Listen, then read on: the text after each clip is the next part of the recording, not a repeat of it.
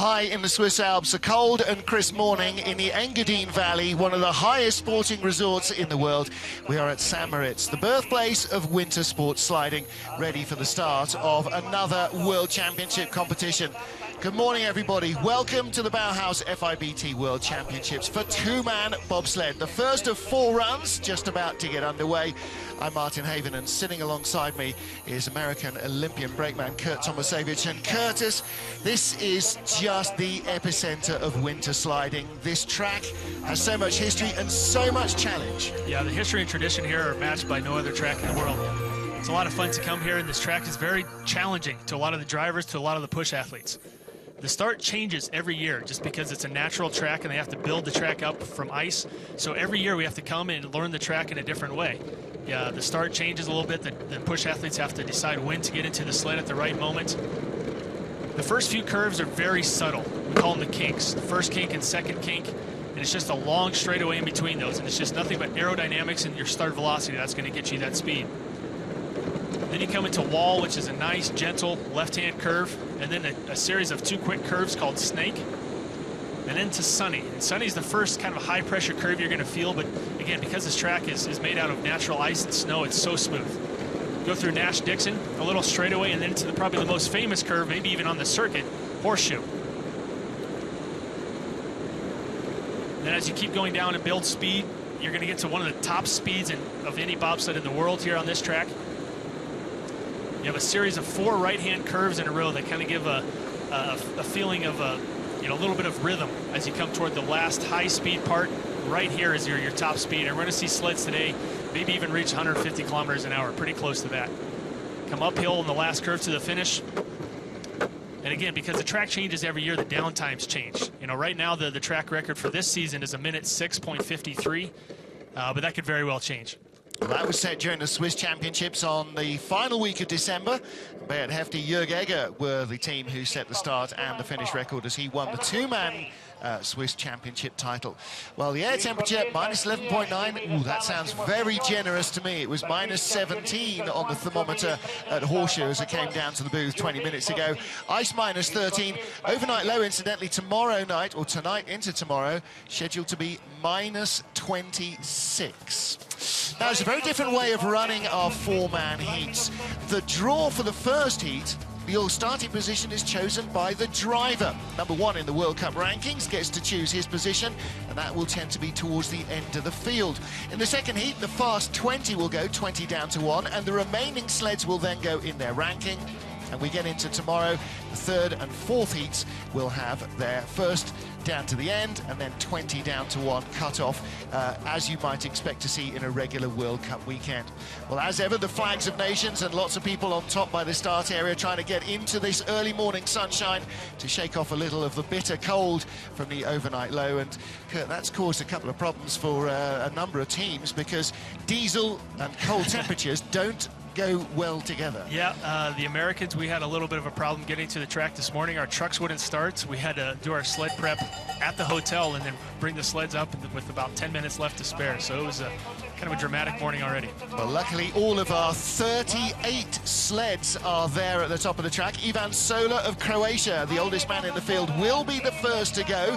He was one of the last guys to get a draw, and so pretty much it was Hobson's choice.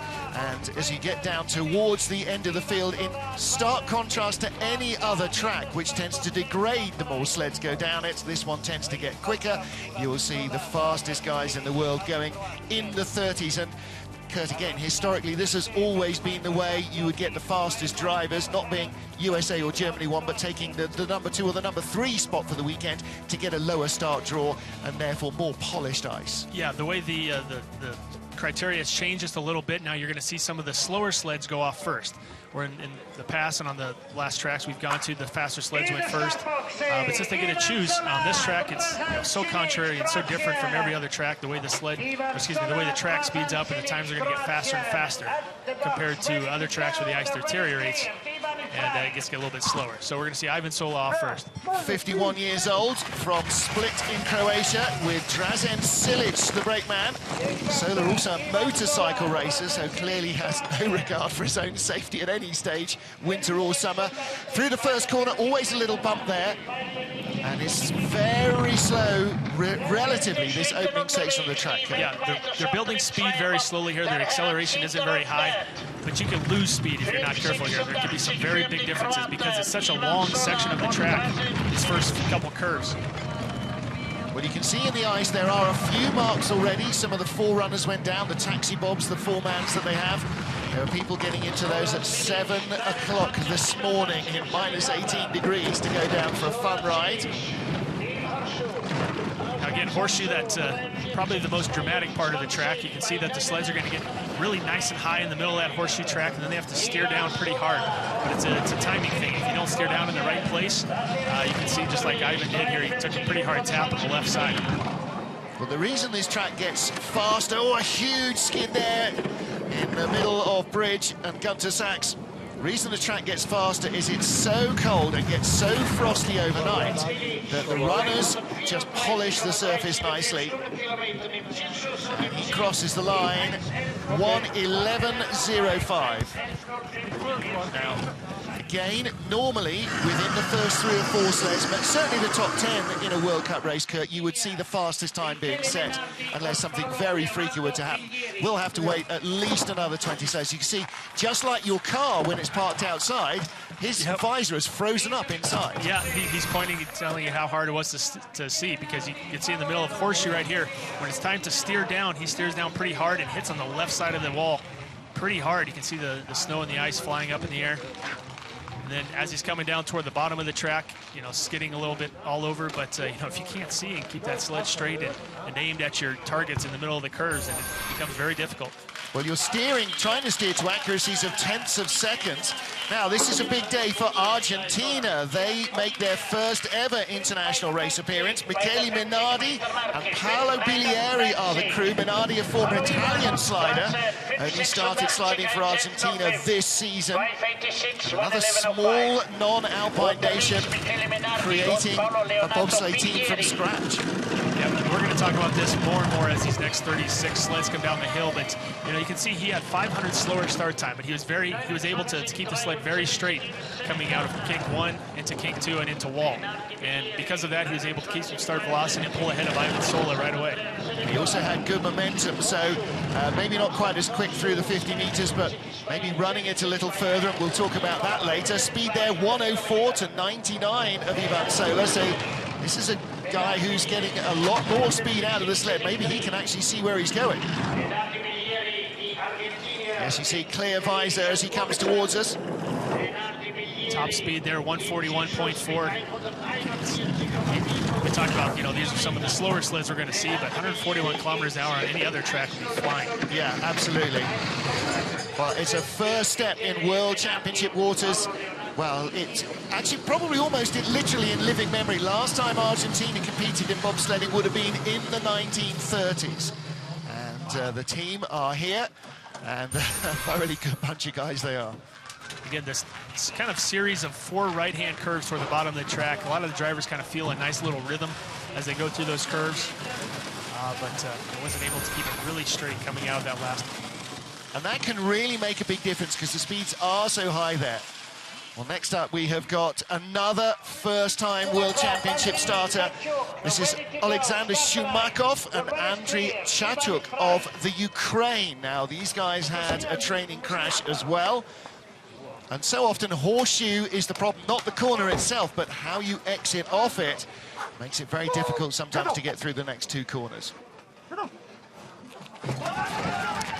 Sometimes when it's very cold, you can see that the team decided to rock the sled just a little bit. When it gets really cold, it doesn't make, you know, you might not think that it's possible, but this ice actually becomes sticky, and the metal runners kind of stick to the ice, and so you really need to keep that sled moving, you know, as you're waiting for your green light. And just before they went, they decided to break that inertia and kind of pull the sled back before they launched it forward. So, you know, even though they don't compete on the World Cup regularly, definitely not the World Championships, that was a pretty smart move. Well, it gave them a half-second faster start than anyone we've seen so far, so 5:39 getaway.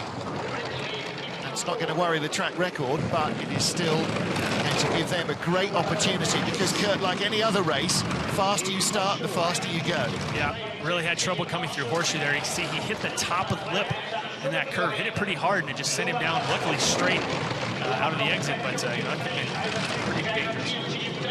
102.3, let's see what he's got down the bottom. Fastest speed, 141.4. He'll be in the mid-30s.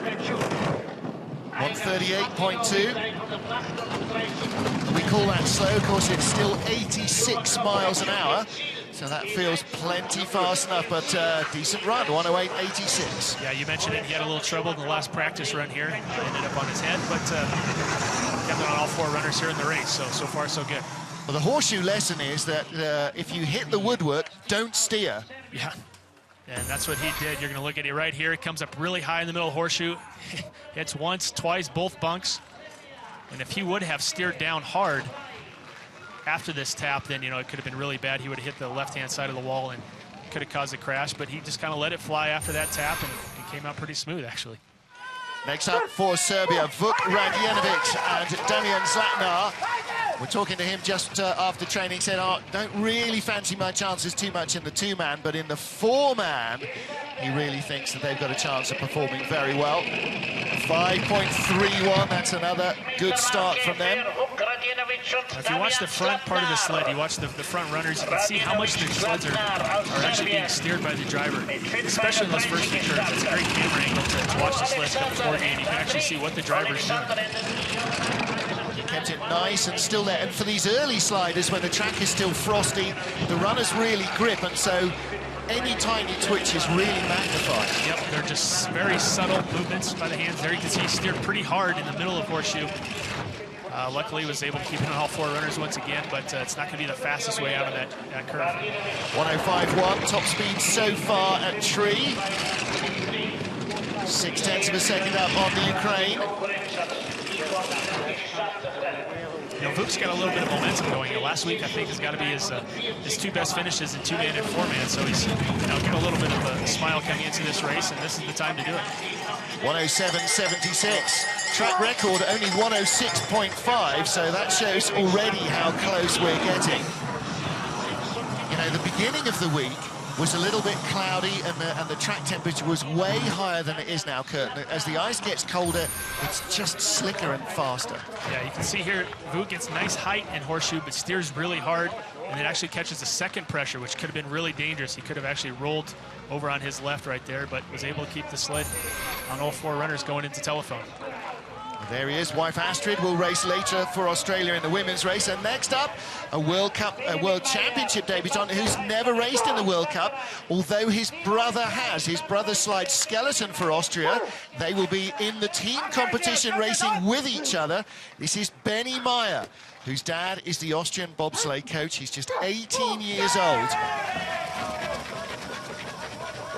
Team USA have got a teenage prodigy coming in the four-man competition as well, haven't they? So, I mean, it's, you know, we say that you've got to be in your mid-30s to be at your best, but some of these teenagers could well turn that round. Yeah, they're going to skew the curve a little bit, and if they improve their driving in the next couple of years, they're going to be World Championship caliber drivers the next by their mid-20s. He started sliding skeleton like brother Raphael, and then decided that in fact he fancied following his dad into bobsledding. At the moment, he's 3/10 back on Vuk Radjenovic. See if he can close some of that with a better run through Horseshoe. Now that was a nice looking exit curve. But he's 41/100ths of a second back already. I don't know if that's going to be enough to catch Vuk. Hasn't quite got the speed either, 104 to 105, and little skids you can see, the tail sliding around. Slowly reeling him in, the lead's now down to 37/100ths of a second, but yeah, he's going to be at least 2, maybe 3/10 of a second back toward the end here. 141.7, that's as quick as we've seen, quicker than the Argentines. So he's closing at the line to 2800ths now. They're 1100ths back at the start. This is Dad on the right. So 1100ths back at the start, only 2800ths, a mile and a half of ice later. That's quite good driving. Yeah, not too bad, but you know, he made a mistake right out of the first kink. As he came out of the kink, he didn't have his push bar released all the way, and I think he might have been trying to get that push bar released and wasn't driving and controlling the sled as they came around that first kink. Caused, you know, a little bit of a skid right away. See the back end of the sled sliding to his left just a little bit. So not the perfect run, but you know, again, not competing on the World Cup and not have been in the World Championships, you're not sure what to expect. Well, now again, here is a first, and I think pretty much first time in Europe for the Panama team. The Panamanians, coached by the legend Hans Hildebrand, former bobsleigh world champion. This is Eduardo Fonseca and Jonathan Romero. And Fonseca was originally a brakeman brought in by Chris Zollinger, who's a Swiss lawyer who lives in Panama, who decided to go bobsledding for his adopted nation. And Eduardo Fonseca, a third-generation Panamanian. His great-grandmother, he said, is English. These guys, this is a big day for them, Kurt, like for Argentina, like for the Ukraine. You know, big world stage to make their debut on. Yeah, it's going to be very, very interesting because the IOC rules require that, you know, each part of the world be represented at the Olympics. So this gives an opportunity for Panama and Argentina, you know, South American or Latin American countries to, in order to, you know, they can earn a spot at the Olympics without having to compete on the World Cup and be competitive in that circuit. Of course, famously, that all really started with the Cool Runnings Jamaican team. They were one of two Caribbean teams competing in the games in Calgary. So we still have, countries where winter sports are perhaps not that huge, although this is live on TV in Panama and the national broadcaster. It's not as big as soccer in Panama by any stretch, but hopefully there'll be a lot of Panamanians watching this at 3 o'clock in the morning. In fact, probably closer to midnight their time. Neat and tidy run so far. Yeah, he can't point out a lot of huge mistakes, but a lot of little things that he can improve on. That's just going to come with practice. Again, you've got to imagine just being a little tight, a little nervy. First time down, safely down. There you go, there are their teammates. They'll be competing in the four-man race as well. And Hans Hildebrand, well, they've got a Hilti sled, and they've got a multiple world champion as their coach. So ain't too bad. Yeah, they're set up to do well. Looks like they have pretty decent equipment. You know, they can work on a couple things as far as technique on the start here. You know, he picks his feet up just a little bit, kind of wastes a little bit of energy going vertical instead of pushing that sled horizontal. But, you know, even the best countries in the world have trouble getting some of that done perfectly. Vukrad Jenovic of Serbia is our race leader, and how delighted are the Panamanians. Poland's Matthias Luti, the young driver in their team, is next up on the ice here. Just 23 years old on January 1st, former brakeman and a World Cup rookie. He's only been driving for 2 seasons. Again, the Poles are looking towards this young man, Kurt Tomasewicz, as being the future, because there's no question, although their lead driver is still strong, David Kupchik can't carry on for much longer. He's just getting too old and too broken up. Yep, David's been around for a long time, and it's going to work out pretty well because he's a pretty good leader for this young driver, and he can kind of pass the torch, so to say, so he can just help his teammate get a little bit better at such a young age. 5:39 start for them, leaves them just 800ths off leaders, Serbia. Now the gap has opened up a little bit. Didn't quite have the first corner momentum. Stopped the bleeding. The lead went from 1600s to 1500s. I think he has pretty good speed right now. Yeah, little quicker than Serbia. So still 600ths of a second back. Still see the sled skidding around a lot in these corners. 142 kilometers an hour, he has the lead for Poland. Again, Poland, a nation that was a strong force in the early days of bobsledding. 107.69, he leads by 700ths of a second. Yeah, it's got to be pretty exciting for them just to cross the finish line and see a big number 1 on the stop, on the scoreboard. See, there he is. He's pretty excited. Yeah, you can't not be. You know, this is a big deal, this World Championships. It's a massive field. This is probably as big as an Olympic field. Yeah, these guys aren't, experienced enough to be off the track at the, top 10. So for them to go off this early, sometimes it's a little bit of change of routine. So. Yeah. Yeah, usually you get to watch a lot before you start. So it's pretty fun to watch those guys get out of the sled and have a big smile on their face, because it's not often that they get to see themselves in first place, even if it's for just a brief time. Well, another nation that was huge in the early days of the sport was Belgium. Max Huben, a multiple medalist. One of the trophies that we compete for this weekend, the two-man trophy, is named after the Belgian driver. 5:35 start for Michael Cerizet and Lino van Doorn. And Cerizet, a French businessman from Paris who funds the team himself. Used to slide for France, retired for 3 years, and his wife said, would you please get out of the house and go back to bobsledding? He's got great lines coming through the first kinks. You know, he didn't do a whole lot of steering, but the sled was still going straight. And that shows 11/100ths of a second lead. He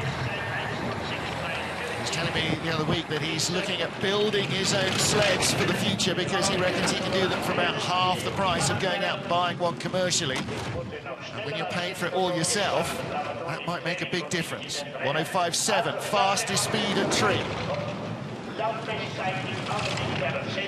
It's creeping slowly away from Poland at the moment. And one thing he can work on, even though he's going to be back toward the end of the pack, toward, you know, once all the sleds have gone down the hill, we're not expecting him really to battle for a top position or anything, but he's got great riding position. These are little things that you can look at when some of these other sleds go down the hill. You know, he rides very nice and low. He's looking just over the front of the sled. He's not real high, and that's kind of a tendency for a lot of young drivers to sit up high so they can see more. Yeah. But when he's sitting back like that, that's just helping aerodynamics, and you know, it's a really good run. And that all comes with experience, doesn't it? You know, he's not a short guy. He's well over 6 feet, so you've got to scrunch yourself down in there and get out of the air. And you think, well, Kurt, you know, how much difference can it make? Well, in this sport, a couple of hundreds makes a big difference. Yep, and you can see where a couple of hundreds come into play here, where he just misses the lip and horseshoe as he comes up really high. And a lot of pressure pushing that sled up to climb that high. Scared the woodwork. Comes out pretty smooth into the telephone corner. Well, next up, first of our 2 Korean sleds. We've had one on the World Cup this year. Both these drivers made their debuts in Whistler last season. First up, Dong-Young Kim, 25-year-old from Seoul. Wow, looks like he jumped into the sled really early. Had plenty of time to get into the sled, grab the D-rings, and release the push bar. Again, you know, first time here in Europe, first time on this track, so you've got to believe that he's nervous about really messing up at turn 1 in the World Championships. Yeah, you know, this program is definitely looking long-term. You know, we have to talk about the 2018 Olympics going to be held in Korea. That's probably where they're looking to build toward. You know, the 2014 Olympics, of course, they're going to try to qualify for it, but you know, I think the long run they're looking to do well in 2018. And of course, all of that needs time, it needs experience for the drivers to learn how to drive ice in any conditions. Just another sled that really gets up high in horseshoe. Didn't control the beginning and really shot up toward the top, probably touched the lip again. Again, a lot of the shots, you look at the track, you can clearly see the marks left by previous runners as shiny tracks in the matte, frosty surface, and that will continue to be the case all the way down the order. The track will get shinier and faster for every successive sled. A 1:08.22 slide for the Koreans, for Dong-Young Kim and Jung-Lin Jun. And that leaves them in 5th spot at the moment. And the critical thing is to get that nervy first run out of the way, not mess up turn 1. That must have been his focus right from the start.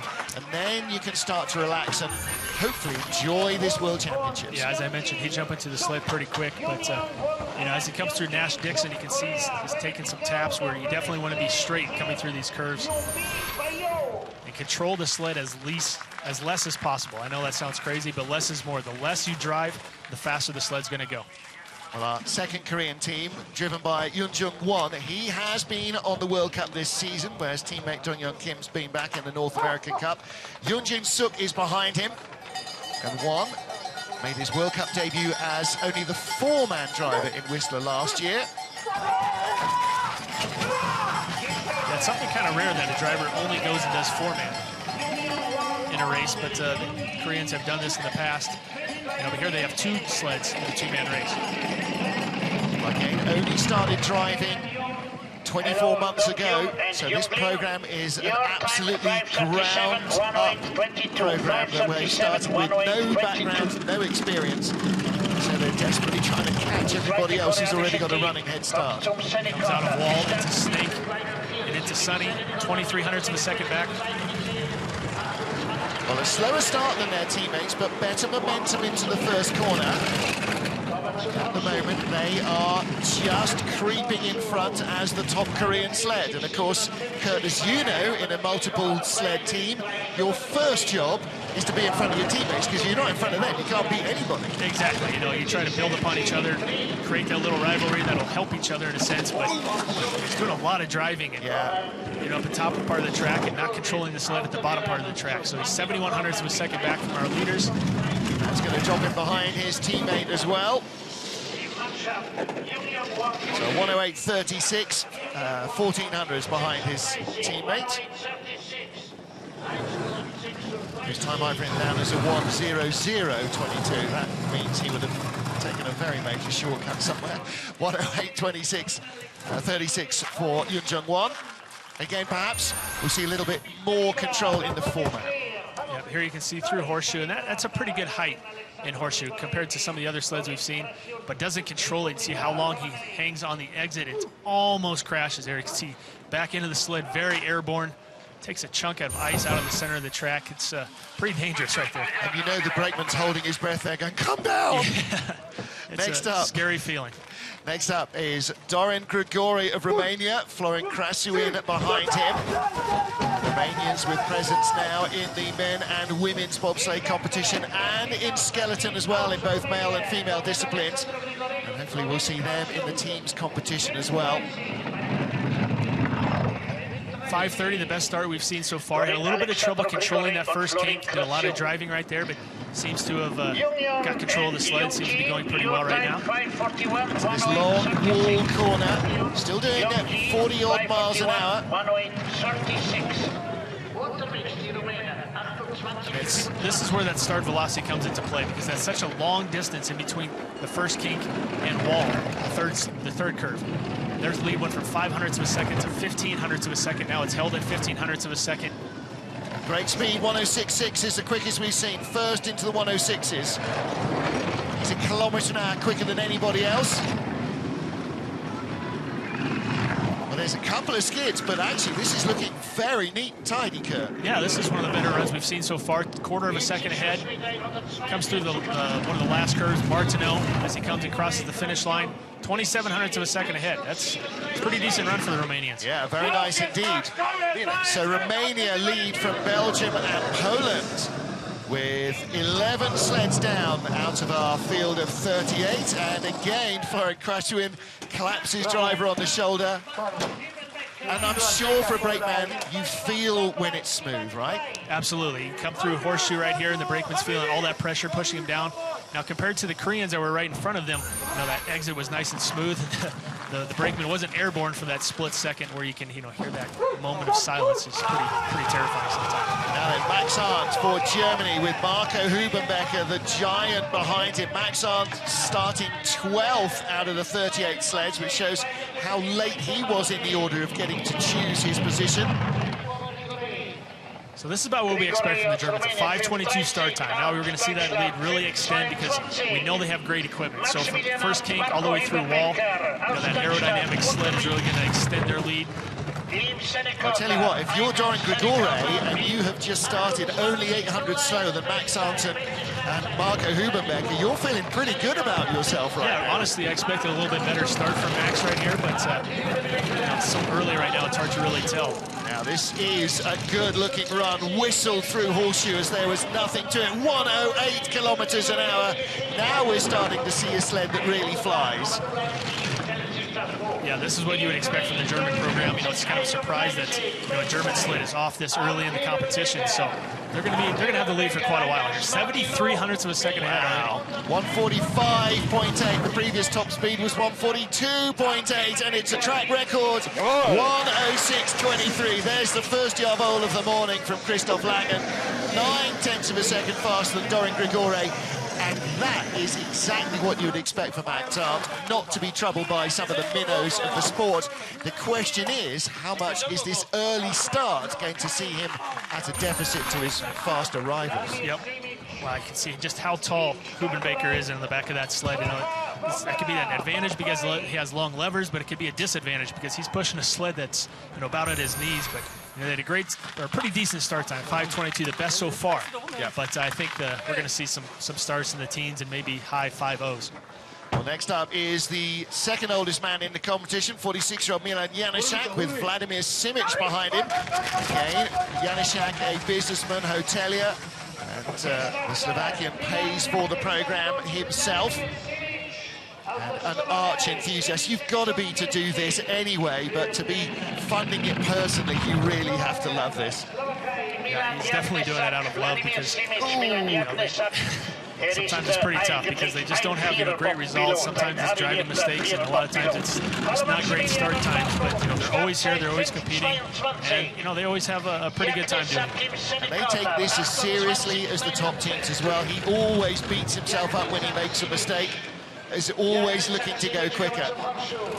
Yeah, that's another point about this track because you can make those tiny little critical mistakes between the first kink and wall, and those things just kind of haunt you as you go down the rest of the track. You have 1 minute, 6 minutes, 8 seconds to think about it. Yeah, somehow you've got to put it behind you. If you have a bump in corner one, you've got to stop cursing it before you even get onto the straight. The speed here is going to be 1:41.7, which is not bad in the field that he's in at the moment. I think that's the 4th best speed we've seen so far. Yeah, across the line at 6th position. Well, he came up from 10th fastest start to get into 6th place behind Vudrag Jenovic of Serbia. So we have Max Arndt of Germany, ahead of Dorin Grigore of Romania, and Mikel Cerizet of Belgium in 3rd. It was really surprising because of this mistake that he made coming out of the second kink. He took the tap on his left and just couldn't get control of the sled, and just bouncing around all over the place right before a wall. So it is Max Arndt of Germany that leads with 13 of our 38 sleds gone. First of our 2 Great Britain men's sleds, this is Lamin Dean, the Grenadier Guardsman, and Ben Simons, his brakeman. Ben, a relatively new addition to the UK lineup for Great Britain bobsledding. Lamin Dean, now 31 years old, originally from the Manchester area in the northwest of England. Now lives with his regiment. When he's not bobsledding, he's busy looking after Buckingham Palace, guarding the Queen. Pretty good load into the sled. You can see didn't grab the push bar. Now you can see that push bar still out of the sled. Finally releases it coming into the second kink. In order to release that push bar, the driver has to let go of the steering mechanism. So he's trying to keep that sled going straight, at the same time had to let go to release that push bar. That's tough. Yeah, and you've got to think, well, the loss of speed from the aerodynamic problem with the push bar out is much less than if you have a big skid, right? Yeah, that's true. Yeah. He did the right thing by not panicking and really trying to grab that push bar right away. Had control of the sled. It was going straight, at least, before he got up to get that push bar. Second fastest start. He's in 3rd spot at the moment, but slipping away a little down to 5th. 1:04.8 is not great speed. Fastest we've seen there is 1:08, but we've seen lots of 1:05s and 1:06s. Closing a little now to 4th position, and again, nice, neat run here. Absolutely straight down the middle of the track, and that'll help him build on that 1:42.1 speed down through Martineau and Portago, the last couple of corners, and it's a 4th place finish. Okay. Pete Gunn on the left, Chris Woolley on the right, the 2 British coaches. You see Lee Johnson as well, coaching the women's team, the development drivers in the women's race. Lots of British jackets. There are 2 of John Jackson's crew. Bruce Tasker, Stu Benson helping out at the bottom. Really stepping a little bit of slip by the brakeman there. I guess I didn't see that in the live play, but yeah, the brakeman slipped. His left foot didn't grip the ice. See, the spikes were absolutely full of ice. Ben Simons there on the left, Lamin Dean on the right of your shot. As we get now to Monaco's Patrice Sauvel, Elie Lefort on the back of the Monaco 2-man sled, and behind in the black hat, Bruno Mijon, former Olympic medalist and world champion for France, who coaches this team. Well, this is perhaps one track where Monaco's lack of starting momentum is going to hamper Patrice's driving least. That's true. It's a long track. 1:06, 1:07. some of our top times later on in this race are going to break a minute 6 and be into the minute 5. So that's a long time for a team to rely on equipment, going fast, and driving ability. And that's definitely Patrice's strength. He doesn't have a great start time. He's had some success in the past when he had Lascelles Brown push for him, but right now he's really just trying to use his driving ability to drive into the top 20, maybe into the top 15. Well, we've got 3 heats where everybody who safely finishes the run, if they cross the finish line, they'll get another go. And then the final heat, the guillotine comes down. It goes 20-1 only. So for 38 sleds to cram into 20 spots, the pressure is really on right from the first run. 143.7, that's pretty good speed. Yeah, second place at the moment, second fastest speed. And a 106.91. That's not a bad run at all from Patrice. Yeah, but just like we expected, Max Arndt's going to be in the leader's box for quite a while. The sled goes whistling right through the station, and this is one of the problems. Of course, the ice is down at minus 15 degrees. It sounds silly to say it, but it's really hard, and those brakes may not be as effective as they should be. Yep, we mentioned it here at the start is kind of Patrice's weakness as a team. They just don't have a really great start time, but pretty good technique, loading into the sled pretty smoothly.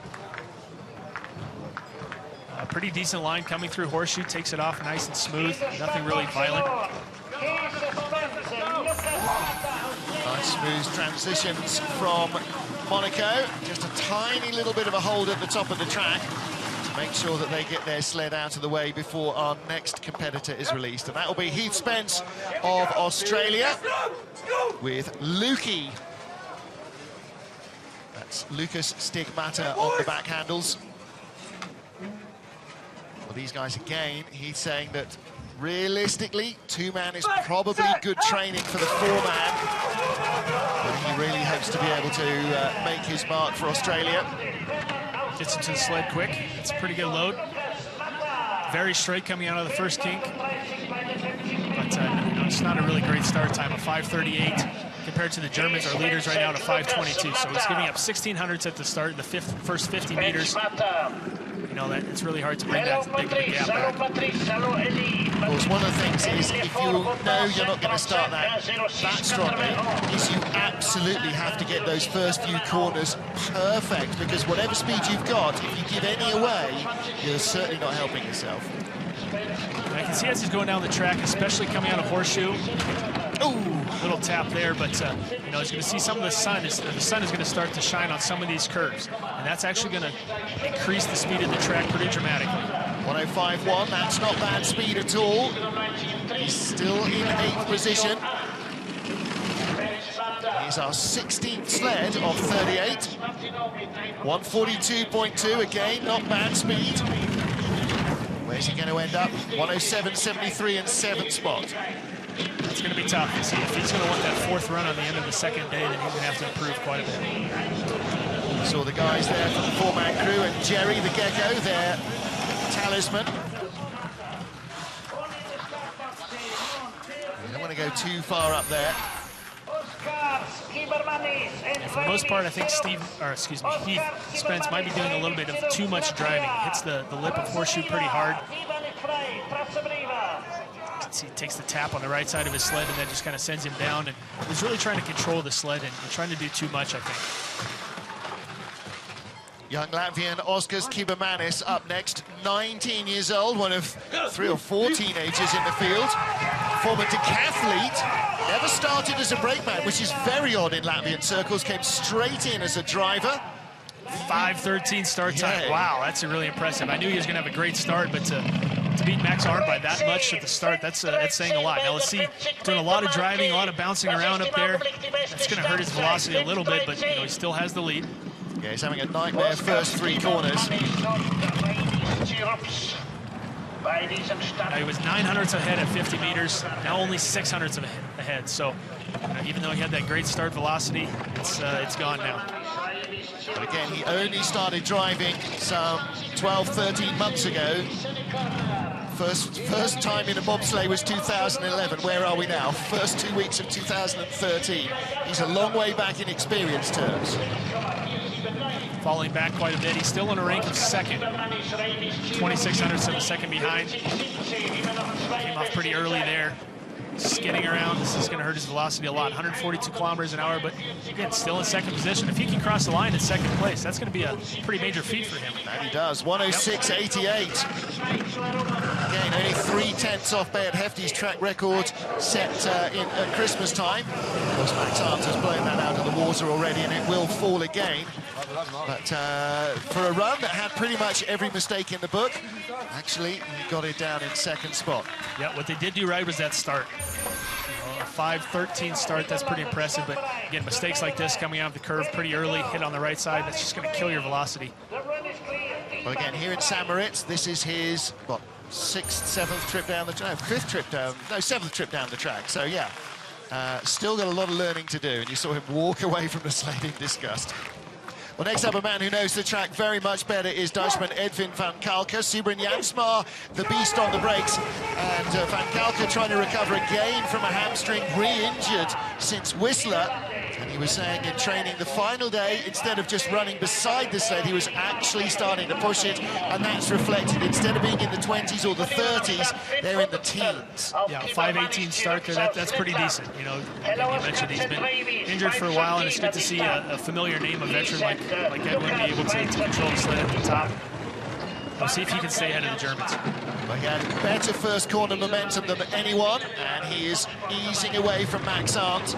That's huge, going from only 400ths ahead to 1,800ths of a second ahead. You can really tell that the top half of that track is really starting to speed up. Like the Canadians, he'll be using a Eurotech sled, and they are good at high speed. 106.6, that is second to Max Arndt, who is 106.8. No, who was 108 kilometers an hour there, so that's why he's gone behind. Max had 145.8. Edwin will be lucky to get to that. 143.7. Yeah, he might fall actually to third place if he's not careful here. Yeah, second place. Yeah. Ivo Danilovic, the coach, looking a bit ho-hum with that. But the good news for Edwin is that he does seem to have strength in that leg. As long as he climbs out of here without grimacing, then things could be on the way back up. Not looking too ginger. Coming through horseshoe here, he gets that height, makes that tap maybe. Steers it a little bit coming out, but for the most part, that's a pretty good exit. Right into the telephone corner. Yeah, if the runners aren't off the ice in telephone, that's a smooth exit. So it is Max Arndt that leads from Edwin van Kalker and Oskars Kibermanis of Latvia. Next up, Michel Klingler of Liechtenstein. Bruno Meerhans behind him. Last time we met these guys was in the World Championships in Lake Placid.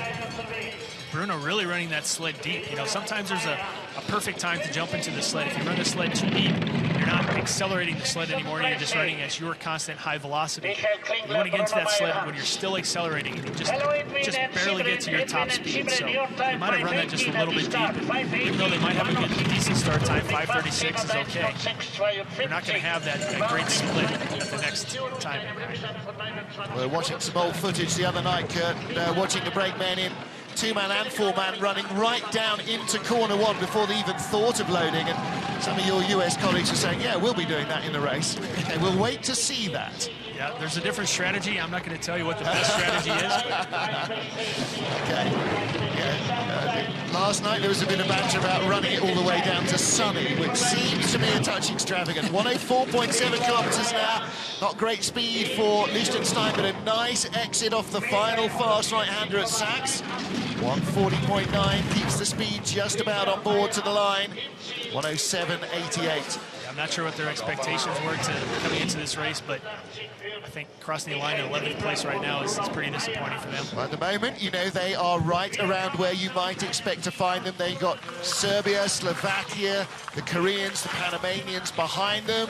They got the Aussies and the Poles in front of them. So, you know, for a fairly inexperienced team, that's pretty much, I think, where they might expect to be finding themselves. Yeah, that's a good point. You know, but I just was thinking they're so laid off in this order here. I thought maybe they try to beat some of those other sleds that were right that went off the Well, again, track you know, right when you're lower down in the order, there's probably not too many spots to choose. True. Next up is David Kupchik, Poland's veteran slider. Marcin Navarra on the brakes. Again, a very experienced crew. see what Kupchik can produce. 35 years old from Navari. Started driving back in 1997. 5:34 start, controlled first kink very well. Comes around the second kink, same result, doing a very good job. Well, that's vital to keep that momentum alive. Again, as the sun comes up and it gets a little bit warmer and the sun shines on some parts of the track's going to get a little bit faster and faster, so hopefully David can take advantage of that. Actually, a pretty decent run so far.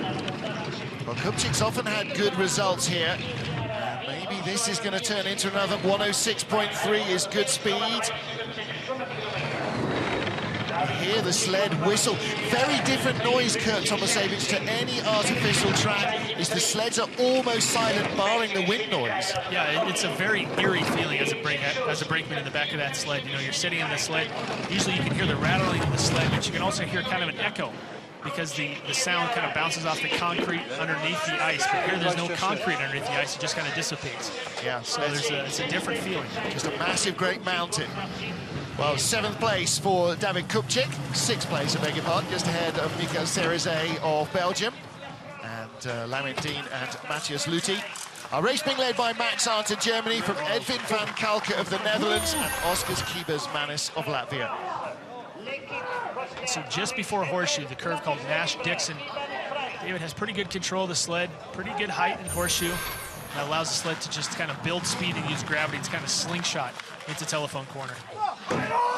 Top of the track, top of the world in St. Moritz. The 21st of our 38 sleds here in the two-man World Championships. Loic Kosteg and Roman Heinrich of France. Martin Haven, and alongside me, American Olympic brakeman Kurt Tomasevich calling the action. And Kurt, the first corner here, always a source of worry for the driver as you head down towards it, but he dealt with that pretty well. Yeah, not too bad. And one thing he can't control is how his brakeman loads into the sled. And Romain right there kind of loaded into the sled a little bit sideways and kind of slowly put one arm in front of the other, and didn't seem to have any urgency into getting down into an aerodynamic position. He really needs to improve that. He needs to get into that sled quickly and down fast. Again, relatively new team. They've only been sliding as a foursome in the four-man this season. Loic Kosteg only been driving for a couple of years for France.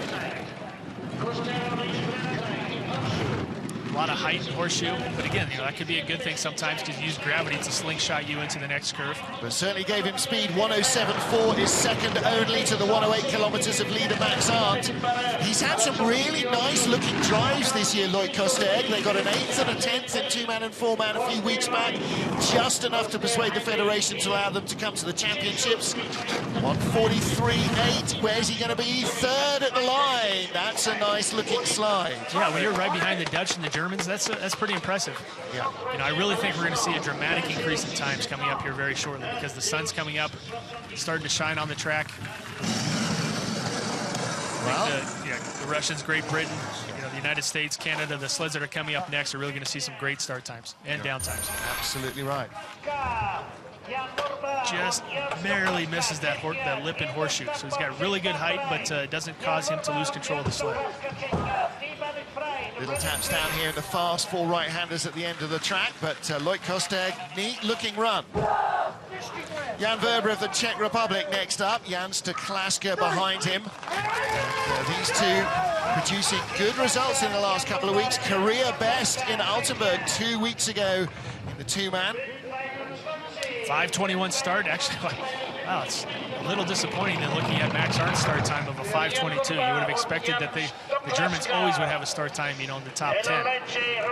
Well, on this track, Jan Verber habitually should be a sort of top 15 World Cup performer. Of course, now we've got a bigger field, but he should absolutely be trying to find his way into the top 20. So he should be challenging for the lead, and indeed he is. He's 100th ahead of Arndt at 50 meters, and then they were tied. Now he's in the red, just a little bit behind. Not great speed. Tiny mistakes in Nash and Dixon have cost him. Speed's not there, 106.8 to 108 of Arndt. This could still be enough to leave him in second place around Van Kalken. no, slipping away to fourth place, only 143 kilometres an hour.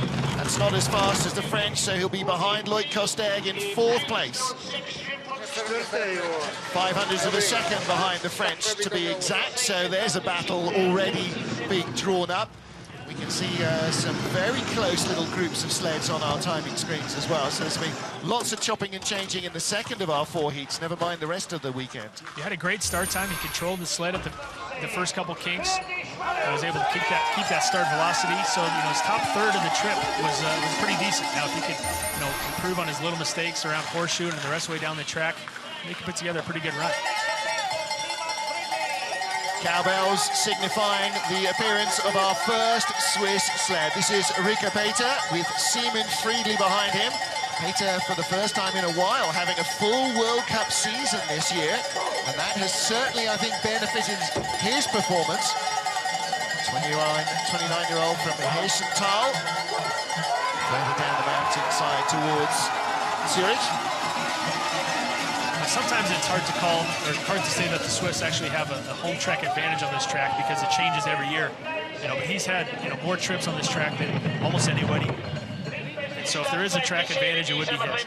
Well, the other thing is, because it's not a concrete channel that's there all year long, you can't ice it when you want to. You have to wait for it to snow, and if the snow's late, the track opens late. It doesn't habitually open until the beginning of December, so there's no pre-season for the Swiss, but it is that week or 10 days, Christmas to New Year. They don't get any holidays. They spend the whole time trying to slide here. 5:19 start time, pretty good, but didn't have the awesome velocity coming out of the kinks, and it's fallen back now to 700ths of a second behind. 107.5 is good speed. Still just about in touch with our leader Max Hunt, a 10th behind, and that might be enough to drop him behind Edwin van Kalker into third place. But listen to the sled, you can hear nothing at all. It's absolutely silent. Very quiet. No rattling, no whistling. Wow. Well, second place at the line, 106.41, Eric Allard on the right-hand side there. And Owen Taylor, one of the brakemen from the Swiss program. Eric Allard, a World Championship and Olympic medalist for Switzerland when he was a driver as well. This City of Sled, Swiss program, very different sled.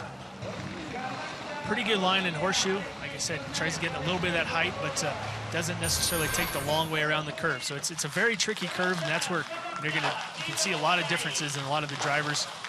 Taking a different line can either mean you're going fast or taking the long route. There's a lot of things you can play with there. A lot of bodies up at the top of the track watching, and some still to compete as well. This is Alexei Stulnev of Russia with Alexei Voyevoda on the back of the sled. Of course, Voyevoda, one of the talisman Russian brakemen for so long. Alexander Zubkov's two-man engine room, but they fell out last season. Voyevoda's been brought back in to go with young Alexei Stulnev. Yeah, we were a little surprised to see Voyevoda come back onto the circuit. We heard he wasn't going to come back, but Australia having a tough time controlling that good start time of a 5:14. So even though they can push the sled fast, you have to be able to control that start velocity. Do you know what? If the 2014 games were in USA or Pyeongchang or anywhere except for Russia, he may never have come back to the sport. I think the lure, because he comes from the Sochi region, I think the lure of the Sochi games is what's got Voyevoda in the sled, and ooh, he's going to be beat up. He's wider than the sled is, Kurt. Yeah, he's got a massive back. His lats are just huge. Being a world champion in arm wrestling, he's just a great athlete. And even though he took a couple races off, almost a full entire year off, he comes back just in great shape. Yeah. And you kind of wonder, how does an arm wrestler have such leg speed as well? He could have been almost anything, discus or whatever. 106.74, it was a rocky ride, and you see even Voyevoda there grimacing as he hauls on the anchors as they come out of the final corner, Portago, and whoops, Russians again indicating that, yeah, even with snow on it, the ice is slippery. Yeah, I see quite a few mistakes in the middle of Nash Dixon here. Hits on the left side, and that sends the back end of the sled very late coming into the curve. And it comes out of this curve very early. Yeah, early exit out of horseshoe into the inside wall. Yep. Yeah. Guaranteed hit there, and he made every mistake in the book, and he knows it, but that means he's got lots of room to tidy up. Well, next up is our second British sled, Royal Marine Commando James Jackson, the 35-year-old John Jackson from Trowbridge in Wiltshire now. And behind him on the sled, Craig Pickering, 100-metre sprinter, who only joined British bobsledding after Christmas and has so far started in 2 races in his bobsledding career. So, you know, he's one of a number of winter athletes who have come into this sport as an absolute standout elite athlete who are then disappointed that they aren't automatically perfect at bobsledding. But Kurt, you know, it takes time to learn these things. Yeah, when we heard that Pickering was coming out, you know, we knew of his reputation in track and field. We heard he was going to push bobsled. You know, we thought, you know, they're going to have some good start times, but, you know, it's not instant. There's a lot of track and field athletes that have that thought that they can come out and dominate the sport right away, but there's a lot of technique into it. You know, you have to be strong and not just fast. And I don't know if Craig has the size and the strength yet in order to push the sled fast, but you know, he improves his technique and he's going to make some lightning fast start times. I don't think that anybody underestimates the challenge, but they're so used to being good and well rehearsed at what they do that not being good and well rehearsed is just so frustrating, I think. A mistake by Jacko out of horseshoe, half a second down. Again, not really that happy with the 2-man sled in training. Looking forward a bit more to the 4-man, and again, as in training, just not finding top speed. Well, 9th place in the first heat. Pete Gunn shaking his head, just a little bit disappointed. As soon as Jackson gets up to the top of the track here, or excuse me, the top of the braking stretch and sees the scoreboard, yeah, he's shaking his head too. A little disappointed. Well, 7th fastest start, 9th at the bottom. That was that exit out of horseshoe that you talked about as a little mistake. Not really a little mistake. That was pretty crucial here, taking those taps right there. That is the biggest hit we've seen out of horseshoe, bar none, I think. Stu Benson, Bruce Tasker down there helping out. They'll be in the 4-man next week. Next up, Alexander Kazyanov of Russia. Again, for the first time in a couple of seasons, this driver has had a full year in World Cup. Former brakeman. And had good results. Silver behind Alexander Zubkov in the Whistler 2-man race, in the 4-man race, rather. Max Belugan, another big, tall push athlete. Not quite as tall as Max Hubenbaker that we saw pushing for Max Arndt. But, you know, sometimes you can, again, we talked about there's the advantage of having the long levers, taking the long strides, pushing that sled, but, you know, you're pushing a sled at your knees then. Those tall guys sometimes have a hard time getting that low to push. Just a whisker ahead of our race leader, Max Arndt of Germany. Kazyanov had some great practice times. But, you know, of course, sometimes it's hard when the second sled in the country has great practice times. Sometimes they just have to give up their equipment to the top team. But maybe Kazyanov was able to keep his equipment and Zubkov didn't take it from him. I'm not sure. 107.5 is very good speed. Once he got down at the bottom, are we into the 145s? Not quite. We're close, though. 144.7. Yeah, we're really going to see this downtime really improve quite a bit. So 106.36. Kazyanov. Yeah. You know, Galuda's pretty happy with that. We got an American, a couple Canadians, and then Zubkov coming up very shortly.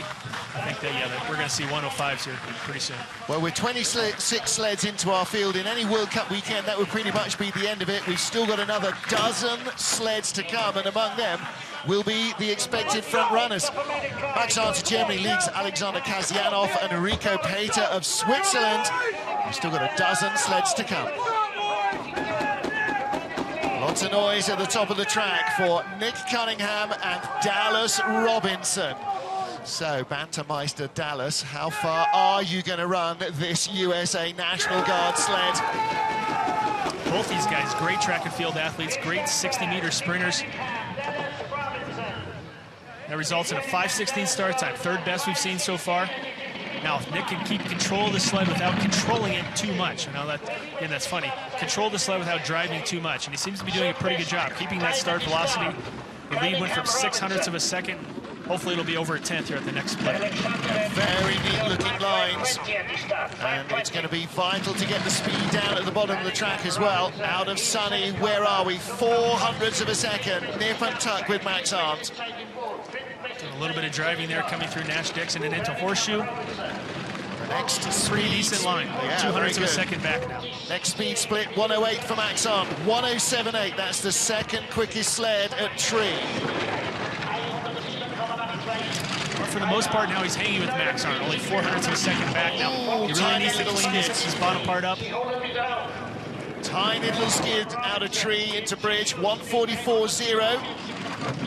Quite as quick as the German sled. Falling to third, fourth place, 2100ths of a second back. Just didn't have a great bottom half of the track. A great strong start from Nick Cunningham and Dallas Robinson. 2/10 off the leader, Max Arndt. And that will see him firmly up in the top 20 in the first heat, and that takes a lot of pressure off. Pretty clean trip. Coming out of Nash-Dixon, coming out of is that bridge and then into leap. The last couple curves here, the right-hand curves, very high on that exit. That sends him a little bit to the right. That's the reaction by Coach Mike Kahn. And when you're pulling on the steering hard at that sort of speed, it just scrubs away a kilometre an hour or two. Well, next up, I think we can expect a big start from these two. Hawaiian ex-brakeman Justin Cripps and Neville Wright on the back of the Canadian sled. Yeah, we had the individual World Push Championships a few years ago. Neville Wright had the fastest individual push in the competition and finished third. So 5:13 start pushing with Cripps. Yeah, you would expect a great start like that. Equal fastest so far with Oskars Kibas-Manis. But Justin Cripps has got more driving skills than the young Latvian. And he has a 900ths of a second lead over Germany's Max Arndt. Still in the green. Next timing segment coming up out of sunny corner, 1400ths up. Nice work from Justin Cripps. Remember the first sled down, Ivan Sola, when he got out of the sled at the bottom of the track, how his visor was all just fogged up and frosted over. Justin Cripps decides to wear goggles to avoid anything like that. He's going off a little bit later, and it is a little bit warmer. But he's not going to have that problem at all. It looks like he's seeing great, flying, not the best speed. He's only 400ths of a second ahead after being up by 1400ths of a second. Yeah, the FES sled was a kilometre an hour quicker at tree and a kilometre and a half quicker down at the bottom of the track. So the German FES sleds used to lose out at top speed. Now they seem to be gaining. Third place for Justin Cripps, and that was a nice slide. So 26-year-old Justin Cripps of Canada in third spot behind Alexander Kasyanov and leader Max Arndt. See Neville asking for a start time as soon as the sled comes to a start, the sled comes to a stop. Yeah. But just didn't have the speed at the bottom of the track. 144.2 compared to almost 146 from our leaders. Well, we're not going to see too many sleds topping 146 kilometres an hour, that's for sure. There's Cripps.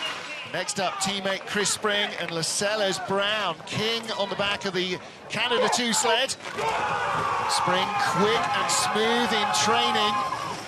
Yeah, I said it before the broadcast to you, Martin, that I really think Spring's going to be kind of the dark horse of this race. 5:12, fastest start great so start far. from Lascelles Brown. And 56.4, best momentum in the first corner as well. So it's not just quick sprinting, they're really hefting energy into that sled. Yeah, keep that start velocity. Come through the first couple kinks. Yeah, they were a 10th ahead at the first split. And they are 2800ths of a second at the next split. Yeah, he really took advantage of this little softer ice now. The track's getting a little bit faster. Well, that's big acceleration as well from the crew. And a great exit out of Horseshoe, smooth as silk, 3/10 up, 108 kilometres an hour, as quick as we have seen anybody go. He is ticking all the boxes. Did you have money on him, Kurt? I didn't put any money on him, no, but you know, he made that little mistake coming out a little bit early. Out of the curve up there just a second ago, but so yeah, kills a little bit of his velocity. Now he's only 1900ths of a second. But he still will take the lead at the line from Max Arndt to Germany, 1:06.13. Yeah, Graham Richardson, delighted with that. Yeah, track record, best we've seen so far, the fastest down time on this track this year. So 1/10 of a second in front of Germany's Max Arndt, with 29 sleds down. Right here was his biggest mistake of the drive. He comes out pretty early, hits his front right bunker. Out of tree and bridge bend. But Chris Spring, he knows that mistake will have cost him maybe 10-1500ths of a second. Next up, Corey Butner and Chris Vogt. Football player Chris Vogt on the back. College Beer League slow pitch softball champion Corey Butner. It's amazing the sports that people come into bobsleigh from, right? Chris Foe, an amazing track and field athlete. He's usually pushing with the USA 1 4-man team, but he's going to push with Corey and 2-man this week. 5:19 start time. But Corey's sled has really been going fast all season long. We even played with, maybe switching sleds around and trying some different things, but Corey stuck with his sled. It's going to be a smart move. I really think if he drives well, that equipment is going to go fast for him. Well, 3 different sleds in the US 2-man lineups. It's going to be very interesting to compare just how they all work off each other. Yeah, 7/100ths of a second back. Now he's 17/100ths of a second back. But hopefully he can start to reel in that deficit. But a good exit there, nice and smooth again, no bumping and banging. 107.7, that's very close to the fastest speeds we've seen. He's going to have to be close to 146 in order to make up that deficit. I don't think he's quite got it. Well, he's neat through these fast 4 corners, and that could really help him. Avoids the wall, 145.1. That's quicker than Chris Spring. He's going to close on the Canadian that leads the race to 900ths of a second back. Wow. That was a great bottom half of the track. Yeah, that's pretty impressive. Again, as he's about halfway down the track, I thought, if he could maybe get across the line in 3rd or 4th place, it'd be a pretty good run, but he drove it all the way back to 2nd place. Well, he started that with the exit from Horseshoe. You go through Telephone and Shamrock, smooth as silk, and suddenly the acceleration's there. You can see the sun shining on part of the track, and he came off just a little bit early, takes the tap, and I think that's the same place that Chris Spring might have made a little mistake there, too. Yeah, Nash and Dixon, very tricky to get right. Well, shakes his head, but he's got a good run under his belt. Next up, Simone Bertazzo of Italy with Francesco Costa behind him. Bertazzo, just 30 years old, coached by Wolfgang Stampfer of Austria. Well, twice a World Championship medalist. And he's had 2-man wins as well in World Cup racing, Lake Placid and his home track at Torino. Start time is going to say a lot for this crew. They have some great equipment, and Simone can drive the sled really well, but 5:21 start time is decent, but not spectacular. His last World Championship bronze medal in 2-man came here in the Worlds in 2007, and if there's anywhere where he can make up for a deficiency at the start, this has got to be it. The way they do the draw now, with the top athletes getting to go off the track last, just a few more sleds behind Bertazzo, so he's trying to take advantage of the sun shining on the track just a little bit. Well, he sagged a long way behind Chris Spring of Canada. 4/10ths back to nearly 5/10ths back, 107.4, not as quick as Spring or Corey Butner. Not finding the speed he wants from this Valna sled. Yeah, he didn't have the speed at the start and wasn't able to find any speed going down the track either. But he's good in the fast 4 corners, and that brings him closer, 144.6. Where is he going to end up at the line? 5th position, 6th position, no improvement from 9th place. Antonio Tartaglia on the right, not best pleased with that either. Wolfgang Stampfer on the left is the driving coach. Tartaglia, a former gold medal winner behind Gunther Huber as a brakeman. He's their conditioning coach. Neither driving nor starting were top-notch. Yeah, just not excited when you get to the bottom of that track and look up and see the scoreboard. 9th position. Coming into Horseshoe, maybe got his height a little bit early. Alexander Zubkov of Russia next up with Dmitry Chunenkov. Russia's big hope for Sochi success in men's bobsledding. Dmitry, another big, giant brakeman, and, like so many drivers in perhaps the autumn of their career, getting that youthful motor behind has really reinvigorated Zubkov this year. I've been really impressed with Dmitry Chunenkov in the back of that sled because he's done 2-man and 4-man almost every week. And, it doesn't sound like much pushing a sled for 5 seconds 4 times a weekend, but, it takes a toll on a person's body. And for him to be in peak condition for the World Championships, push a 5:12, wow, that's really good for Zubkov. Equal faster start with Chris Spring and Lascelles Brown. 56.4, same momentum as the Canadians, still tied then as they come down through the 3rd turn here, through the long 150 meters right-hander and left-hander at wall. Yeah, he's tied at the start, now 200ths of a second back, but if anybody can find the right lines on this track, Zubkov. Well, the Russians aren't short in equipment to throw at their drivers either. This is a Wimmer two-man. There he found that 200s, even improved it by 100. Not as quick as the Canadians, who are 108 kilometers an hour. Will he be able to stay in front? These four corners will decide his fate. Spring was not clean here. 200s behind, now then 100th ahead, now 100th behind. Wow, this is quite a battle going on. Now 400s ahead. 144.5. Spring was 143.8. Zubkov's got the lead. Takes that early tap, but still 700ths of a second ahead just before the finish line. You know, he hit the wall just a little bit, but you know, that's it's not going to slow you down too much when you're just a couple feet from the finish line. That's a great run. Good run from Alexander Zubkov. 32nd of our 38 sleds now. Will that leave him in the top 2, 3, 6, 8? Have to wait and see. Now, he got his height and horseshoe nice and late. Didn't hit the wall that caused him to lose control of the sled. And then as he comes down, it's just gravity pulling that sled down. He kind of slingshots him. Very smooth. That's a really great line. Little skiddy, hard exit there, though. Yep. So steaming like racehorses in the icy cold air. It's still comfortably -12 out there. Moment of quiet contemplation for the man who held all the records this morning. Can he take them back? 5-0. The start with Jörg Egger to win the Swiss two-man championships. And a 106.53 track record. He needs a track record to lead the worlds here. 5:05. Wow, yeah. That's a big start. Huge. And if there's a favorite in this race, man, I have to. It'd be tough to pick from any of about 6 guys, but it might be Beat Hefty. You know, he's probably got the most runs on this track this season. Great start time at 5:05. Wow. Great momentum as well. 56.8, quicker than we've seen from anybody else. Coming through Snake and into Sunny, that lead is going to grow to 1700ths of a second. Well, he started as a huge brakeman who learned how to drive, took himself away to North America, paid for his own training time, and didn't come into actual racing until he felt he was fit, and he has turned into one of the best in the world. 1:07.8, not quite as quick as Chris Spring and Alexander Zubkov.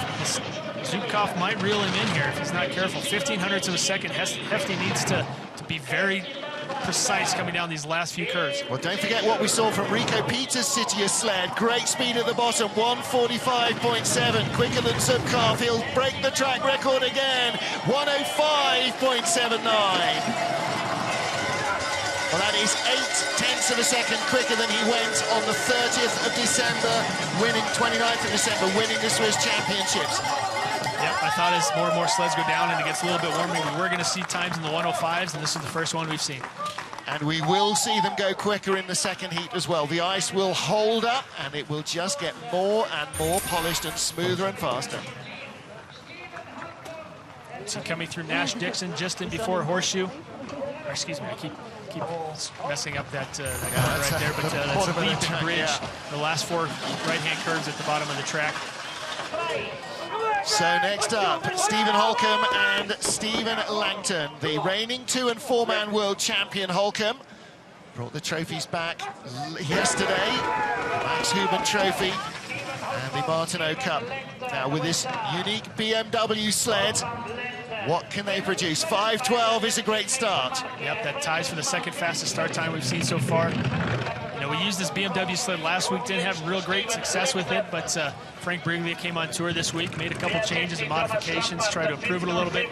We had some great practice time, so 5:12 start is 700ths behind our leader, but we'll see where they are at this next split, because aerodynamics is very key in those first couple curves. Well, the whole thing with the sled, of course, is the feel for the driver. He's got to feel what it's telling him, and that takes a while to come. But you're right, he was very quick in training. 1400s back out of Sunny, 2:10s back, 107.3. It's decent speed.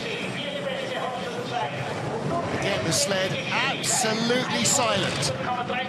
2400s back. He needs 108 plus down at the bottom. 146 plus at the bottom.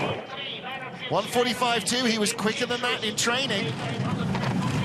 Steve Holcomb will come across the line in second spot. Picked up 1 place down at the bottom of the track from 3rd to 2nd. Tied Zubkov for second position right now, just ahead of Spring and Lascelles Brown. But Hefty's got a big margin, over a 1/4 second in front. But after a morning that started stressful and fretful when the trucks wouldn't start, I think Holcomb's glad to get that first run out of the way. See the start time. Steve Langton does a really great job of driving that sled forward, snapping each step. And it was up to Holcomb to keep the sled in the right position, the right lines coming down the track. And those last few right-hand curves as he comes into the speed trap where that sled hopefully just takes off. Quick getaway now for Thomas Florschutz and Kevin Kuska. Second of our 3 German sleds here. 5:09, that's a big start from Florschutz and Kuska. Kuska, 2-man world champion behind Andre Langer in the 2007 Worlds here. It's amazing. It doesn't usually matter who Kevin Kuske pushes. It's always a successful team. 5:09 start time. That's pretty impressive. It's like just fitting a big block Chevy to something, isn't it? It's always going to motor. Like 1900ths of a second back. I'm not sure if their start velocity was that great, even though they did push a 5:09. Well, 56.5, not quite as quick as Holcomb and not as quick as Hefty. Falling back pretty quick here, 2900ths of a second into 5th position right now. Yeah, that's not good. 107.6, not as quick as Hefty, quicker than Holcomb. Will he start to bring some speed here like Max Arndt did? Good lines. Touch the wall here and you crucify your speed. Smooth as silk, 145.1. A whisker behind Stephen Holcomb's speed. How close will he get? 5th position still. Yes. One small mistake toward the top of the track. Just didn't keep that start velocity that they have at the 5:09 start time. And just wasn't able to make that up the rest of the way down. Florschutz moves his head up in disgust there. This is Nash and Dixon again, causing trouble. Yep, right there, man. It's amazing how these tiny mistakes now with these top drivers are being the difference. Well, you know, that's why the sport now is measured in hundredths rather than in, you know, quarters of a second, because it is so close. Our start record is 5 seconds. Our fast start this morning, 5:05, both courtesy of Baird Hefty. What can this guy do? Oskars Melbardis and Daumas Driskins, comfortably the fast-starting crews. Melbardis, 23 years old, former brakeman, brake for Yanis Minins. Started driving after the Whistler Games. Very quick and smooth into the sled, but push bar out just as they go around kink 1. 5:08 start time. Wow, Hefty outpushed Melbardis. That doesn't happen every race. No, it doesn't. He's not going to have real great velocity because he made the mistake in the first kink and then had to grab the push bar. So there's 300ths of a second after the first, or excuse me, going into the first kink. Now 1500ths of a second back. It's going to be tough for him to come back because driving isn't necessarily his strong suit. Well, he was on the podium behind Lyndon Rush in Koenigsegg, took the silver medal, best result of a season so far. 107.5 is good, but we have seen 108. 4th place still, 2/10 back in front of Chris Spring and Thomas Florschutz. Whoa. Big skid. Driving, little skidding there, 144.2 kilometers an hour. Could drop down to 5th or 6th position at the line, and he's in 5th place ahead of Thomas Florschutz by 200ths of a second. Yeah, it's going to be quite a race, and he's only 200ths of a second behind Chris Spring for 4th place. We got a tie for 2nd. We got 3 sleds for 4th place, covered by 400ths of a second. The next sled, Corey Butner, just 500ths behind them. Max Arndt, 100th behind him. Boy, we got a lot of changes to come in the remaining 3 runs. Yep, the top 2 sleds to go. Baird Hefty leads from Alexander Zubkov and Stephen Holcomb. It is not yet done for the first of our 4 heats. Lyndon Rush of Canada, our World Cup points leader, with Jesse Lumsden behind him. This is Canada's A-team in the 2-man. What are they going to produce? Fastest start is 5:05. You know that Jesse is gunning for that neat entry, but a bump off the corner off of 5:14. Little disappointing start, 5:14, not bad though, he's right there. A lot of driving going on right here by Lyndon, trying to keep that sled straight, and the back end just keeps waving back and forth there. Slowest start velocity of the last 7 sleds. 900s back off a 9th fastest start. 8th spot now, 3,400s back. Yeah, just hit the first kink really high and sent the back end of that sled into a skid, and it was just really hard for Lyndon to recover, and now he's just bleeding time. Good exit off horseshoe, decent speed as well. Second quickest we've seen in the last dozen sleds. A fraction behind Bert Hefty's speed, 0.45. He's stopped the bleeding. 4 good right-hand corners here. Could bring him back closer to the top 3. Speed is 1:44.9. That's very good. Let's see how close he can get. He was in 9th place at the line. Still in 9th place. That's not what he wanted from his first run. The start wasn't what they'd hoped for, and corner 1, you called it, Kurt. That really helped to bleed away some of that early speed. Yeah, Coach Graham Richardson said the same thing. It just happened at the start. Decent start time, but just went a little high into that first kink, and now he's just coming down toward the bottom of the track. Just didn't have that high speed. Yep, 1:45.7 from Hefty. Full kilometre now down nearly for Lyndon Rush. Plenty to think about. Last sled on the ice is junior world champion in 2-man and 4-man Francesco Friedrich. Now, he could have had a free entry as the junior world champion as a 4th German sled, but he would have had to use the brakeman with whom he won that junior world championship. Christoph Langen's thinking is that if we put the giant Janis Becker behind him, he could win this race, not just compete. Yeah, it's an interesting strategy. The 3rd sled. Unfortunately, now Manuel Mejada's got to sit at home and watch as the 4th German pilot, but 5:05 start time, man. And that's why. That strategy pays off, I guess. And Christoph Langen said, I will be judged by my medals as a coach, not by whether or not I had 4 sleds in the competition. And that's it, equal fastest start, and that's what Janis Becker brings to Francesco Friedrich. And from here on in, this kid can drive like just about anybody else. I think the scariest part of this is that Friedrich is only 22 years old. I think he turns 23 in a couple months. Well, listen, he learned to drive at Altenburg, and if that doesn't teach you how to handle a corner, nothing does. Look at this, pulling away the fastest speed by nearly 1 kilometre an hour, 1:08.8. This is amazing. 0.14 of a second to 0.2 of a second ahead now. Okay, in the truck, John Morgan, youngest ever 2-man world champion, please, just in case.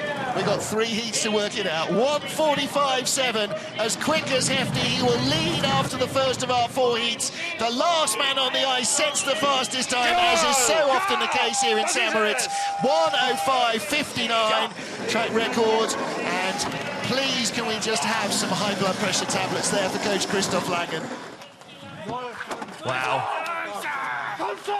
Wow, that was really impressive, and it just came with that start time. If you're tying beat Hefty at the start, and you have great equipment, and you know you can drive well you're just setting yourself up for success. That's all you can say. And look at him, Francesco, 22 years old. He looks like Popeye on the spinach, doesn't he? I mean, you know, he's got muscles in places where lots of other people don't even have places. And with Janis Becker behind him, what a fast-starting crew. Move over Oskars Melbardis and Damon Strayskins. Move over Bert Hefty and Thomas Lamparter. These guys are coming, and they are still not perfect. Yeah, there's room for improvement there. There was just a couple tiny mistakes he might have made driving down, but, 3 more heats to go. 22 years old, leading the World Championships, and his first time in St. Moritz. And that is a great start to the morning for Francesco Friedrich and Janis Becker. Sled and team are weighed together on the weighbridge at the bottom. Must be within the maximum weight limit to continue, but Francesco Friedrich leads by 0.2 over Bert Hefty, who had separated himself from the rest of the field by 27 hundredths. So 3rd place battle is half a second back already. My goodness, it sounds like Christoph Langen has been reborn as Francesco Friedrich. All of our 38 sleds made it safely down in the first heat, and all will go again into heat 2. We'll go 20 down to 1, then 21 to 38 in this first day of competition in St. Moritz in the 2-man bobsleigh Bauhaus World Championships.